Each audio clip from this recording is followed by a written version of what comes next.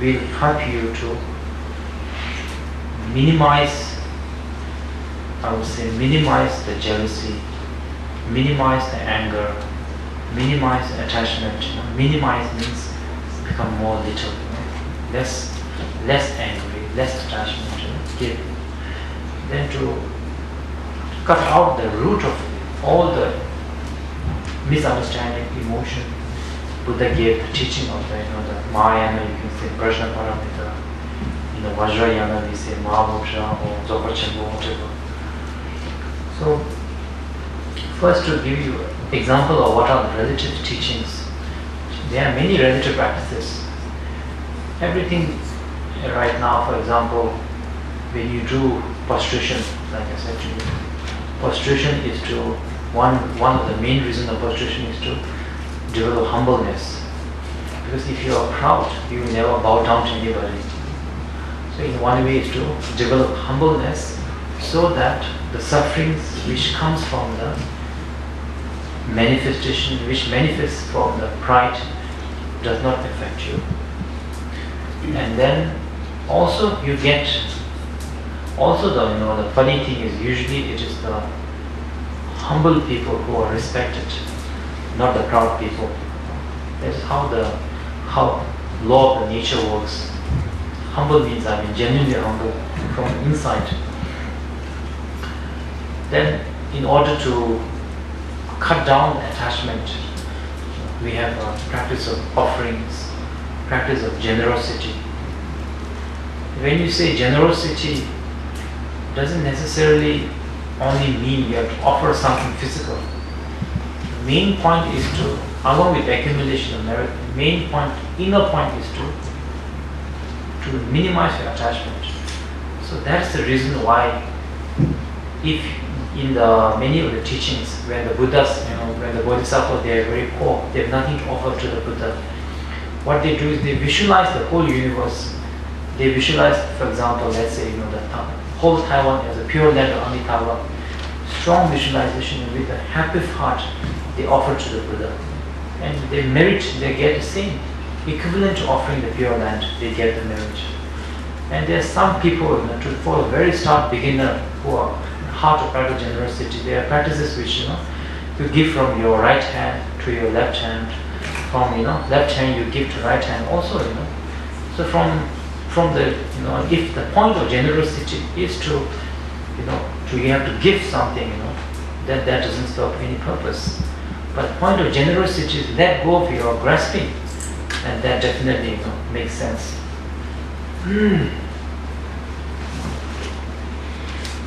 一般来讲呢，我们对于这些我们个人的情绪来讲的话呢，有所谓的这个无毒、贪嗔痴慢疑。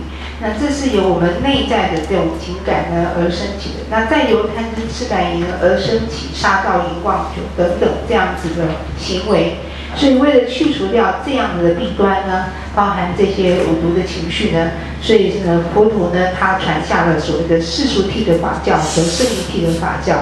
在世俗谛的法教来说的话呢，它主要的目的就是要减少我们在贪嗔痴慢疑上面的这样子的情绪，最主要是让这些的情绪的影响跟发生的能够少一点。那主要的是要减少呢我们对于这些贪嗔痴慢疑的这样子的这个情绪的产生。那所以呢说呢，当佛陀开示大乘法门，它是以般若法呢来告诉我们，让我们来修持。而在金刚乘的法教呢，所以开设了这个大手印跟大圆满的课程。最主要的呢，经由这些世俗谛的修持呢，让我们能够对于贪嗔痴慢疑上面的这个情绪呢，能够减少。那就比如说像这个顶礼拜这样来讲，礼拜呢，顶礼最主要呢是要增长我们的这个谦虚，然后减少我们的这个骄慢。因为呢，如果对一个骄傲的人来说呢，他是不可能去做这个顶礼的。所以呢，对于我们来讲的话呢，修持礼拜呢是要让我们来这个学习到，并且呢来修持到这个谦虚的。那对于真正的这个谦虚的人来说呢，真正的这个顶礼的内在或者谦虚的内在呢，而是你这个内在当中有真正的这样的虚怀若谷的这样的情绪，而又如同为了要去除掉我们的执着，所以呢，佛陀开示要让我们修持布施。事实上呢，布施呢不单只是说在物质上面的这样的供养，最主要的含义，它内在的意义呢是要减少我们的执着。那所以呢，这是世尊呢之所以在这个开示这个佛法当中呢，要我们修持，也是在这个菩萨道里面呢所要修持的第一个法体。而在台湾呢，当我们在修持这个布施度的时候呢，我们除了是做物质上的布施之外，我们也可以作为观想。比如说，我们观想当台湾呢成为阿弥陀佛净土的时候呢，我们将整个台湾呢观想供养给佛。事实上，这个供养呢是这样子供养跟这样子布施的功德是一样的。那么又另外一种修持布施的方法是说，我们将东西呢从右手呢放到左手上面，再从左手呢给予右手上面。这个呢同样也是在这个布施度上面的修持，主要的就是让我们能够呢练习给予这样子的一个情形。那这个最重要的目的就是要减少我们的执着。That's the reason why when offering things, the teaching always says you should offer to you when you're offering mandala, for example, or when you're offering to the Buddha, Dharma, Sangha, visualizing. You have to offer whatever is the most precious to you.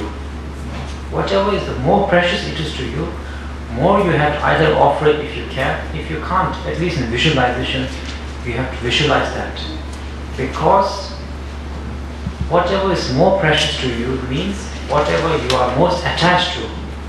And by visualizing and because of what you're attached to, definitely means you have a lot of hopes, lot of fear of losing it, hope of getting it, associated. That means suffering associated with what you're attached to.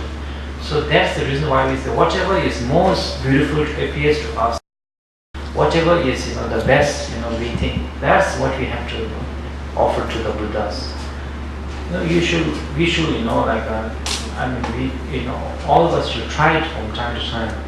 So next time when you offer a mandala, think back into us, what is our most precious? I don't know, to some it can be family, to some it can be, wealth, some it can be fame, some it can be power, whatever. Whatever is most precious should be offered to the Buddha, Dharma, Sangha. And Buddha will never take it, we don't have to worry about it, never take it, because Buddha is beyond attachment. If you are not attached, that is the reason why, if you check the Buddha's life, they can give everything, they are body, everything, because they are not attached to it, So that's why giving it away doesn't give, problem to you. For example, if you give 1 rupee to 1 inti, to people, you don't feel so much pain, If you give 1 million, you feel more pain, The difference is attachment, So for Buddha, an enlightened master giving 1 or giving million is same, So there is no problem for them. There is no suffering for them. Have also, no have also, it's no problem, So anyway, that is the reason, but actually by offering to visualizing, you don't have to offer in real life, Especially if you are not strong enough to not regret later, it's better not to offer. Better not to offer things which you will regret later. You should always do according to your level of, which level have you reached. Have you reached a level where you can offer only NT? Or have you reached a level where you can offer your body, or your family, your kingdom, like the Buddha? Have you reached? Or are you a level where you can offer nothing? You can just visualize offering. Doesn't matter, The point is to minimize your attachment. The method is to offer, visualizing offering to the Buddha, who is free from all this, attachment and all this. By this thing, our attachment becomes less and less. When our attachment becomes less and less, our suffering becomes less and less. Like I said to you, if million NT doesn't mean anything to you, tomorrow you lose million NT also, you won't be, feeling like, you have lost everything, You won't be like that. Same goes towards family, power, fame, everything, Buddha is not saying that you don't be wealthy, don't have fame, be poor, go to Africa and you get enlightened, Buddha is not saying like that. Everybody in Africa enlightened, they're very poor, they have nothing, Or everybody in, America or developed country enlightened because their richness. This is not the point of Buddha. Buddha's point is